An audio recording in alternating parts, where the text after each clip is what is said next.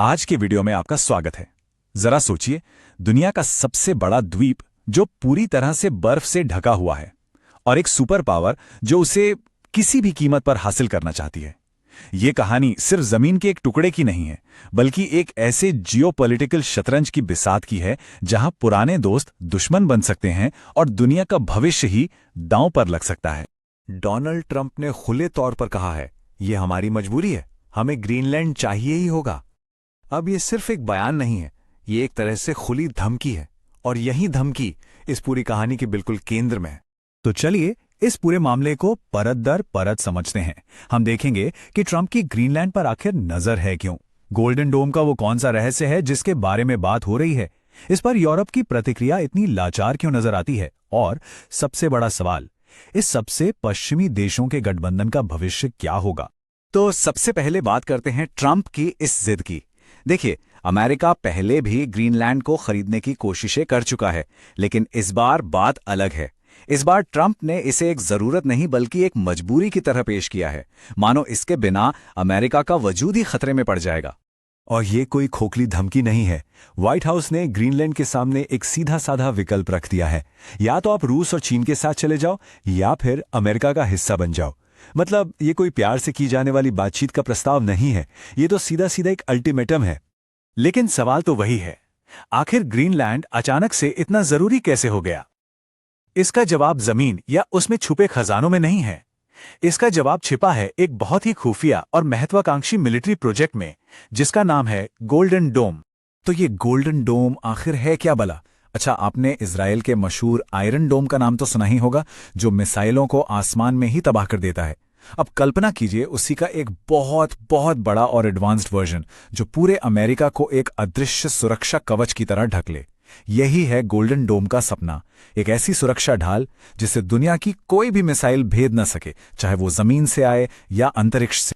और इसी सपने को सच करने के लिए ग्रीनलैंड, कह सकते हैं कि इस पजल का सबसे जरूरी टुकड़ा है।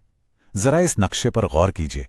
अगर कभी रूस अमेरिका की तरफ कोई मिसाइल दागता है तो उसका सबसे छोटा और सबसे तेज रास्ता सीधे ग्रीनलैंड के ऊपर से होकर गुजरता है, और अमेरिका ठीक यहीं पर अपना अर्ली वार्निंग सिस्टम और इंटरसेप्टर मिसाइलें लगाना चाहता है, ताकि दुश्मन को अमेरिका की जमीन तक पहुंचने से बहुत पहले ही हवा में ही खत्म किया जा सके। और जब डेनमार्क ने अपनी रक्षा क्षमताओं का जिक्र किया तो ट्रंप का जवाब, सच कहूं तो काफी अपमानजनक था। उन्होंने कहा, 2 कुत्तों वाली गाड़ी से ये काम नहीं होगा, सिर्फ अमेरिका ही ग्रीनलैंड को रूस और चीन से बचा सकता है। ये बयान साफ दिखाता है कि अमेरिका अपने ही नाटो सहयोगी डेनमार्क को कितना ज्यादा कमजोर समझ रहा है। तो अब आते हैं कहानी के दूसरे हिस्से पर।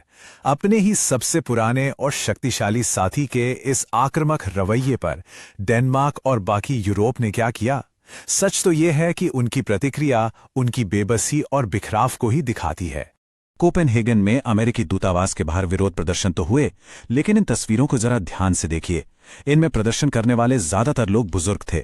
शायद इन्हीं तस्वीरों ने अमेरिका को और ज्यादा यकीन दिला दिया कि यूरोप की बूढ़ी होती आबादी में अब वो लड़ने का जज्बा और इच्छा शक्ति शायद बची ही नहीं है। डेनमार्क और ग्रीनलैंड के मंत्री अपनी बात रखने के लिए वॉशिंगटन भी गए, लेकिन मुलाकात की इन तस्वीरों को देखिए जरा। उनके हाव भाव, उनके चेहरे और बैठक का पूरा माहौल सब साफ साफ बता रहा है कि उनकी दलीलों को कोई भी गंभीरता से नहीं ले रहा था। ऐसा लग रहा था मानो वो पहले से ही एक हारी हुई लड़ाई लड़ने आए हों। ये स्लाइड एक तरह से पूरी कहानी बयां कर देती है। अमेरिका और यूरोप की सोच के बीच की गहरी खाई को दिखाती है। एक तरफ है अमेरिका का रवैया, ये हमें चाहिए ही चाहिए, हम इसकी रक्षा करेंगे, और दूसरी तरफ है यूरोप का नरम जवाब, ये बिकाऊ नहीं है, हम बातचीत से हल निकालना चाहते हैं। ये सिर्फ शब्दों का हेरफेर नहीं है, ये ताकत और बेबसी का फर्क है।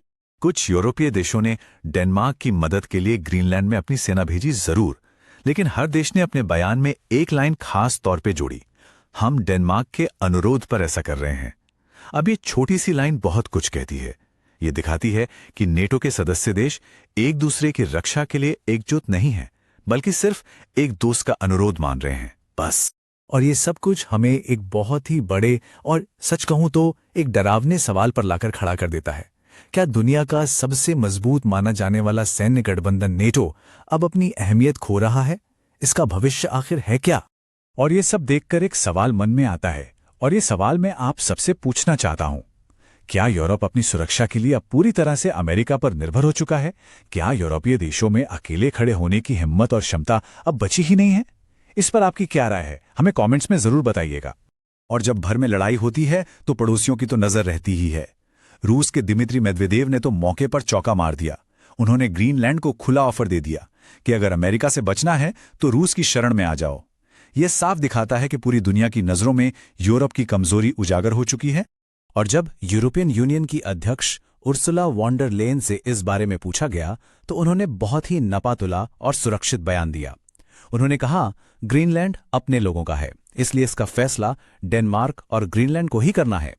मतलब बड़ी ही होशियारी से यूरोपियन यूनियन ने इस पूरे मामले से अपना पल्ला झाड़ लिया। तो आखिर में ये पूरी कहानी सिर्फ जमीन के एक बर्फीले टुकड़े को खरीदने या बेचने की नहीं है।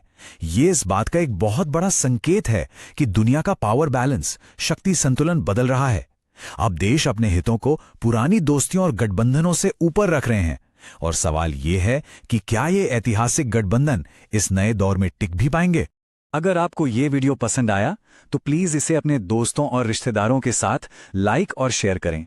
और ऐसी ही नई जानकारी के लिए हमारे चैनल नॉलेज डोज को सब्सक्राइब करना ना भूलें।